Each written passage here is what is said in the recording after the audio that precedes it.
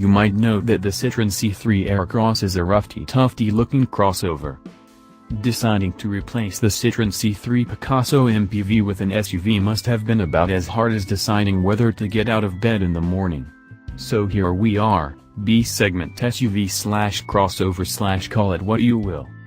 Refreshingly funky new Citroën, but somehow, familiarly old Citroën. It's a 4.15 meters long, C3 based and 1.6 meters tall funkmobile that looks, I think, pretty interesting, in a fun, striking, slightly aggressive, angry jelly baby way. A bit like a Panda 4x4. Only, being a Citroën, it's only ever a 4x2.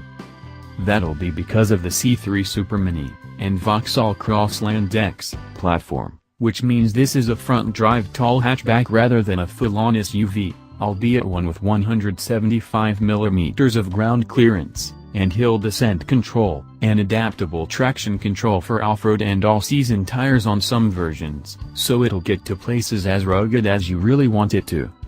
To beachside or mountainside or yurtside, presumably, for this is one of those cars ideally suited to your active lifestyle, don't ya know? The rugged side of the C3 Aircross. There are roof rails, 60/40 split rear seats, like rear windows that open, not necessarily a given on a small Citroën, a fold flat passenger seat and even, on this top version, a sliding rear bench to increase luggage capacity from 410 to 520 liters. Perhaps up to 1,289 liters with the rear bench folded. So you can have a 1.2, 3-cylinder petrol with 81 bhp, adding a turbo to the 1.2 gives you 109 bhp or 128 bhp.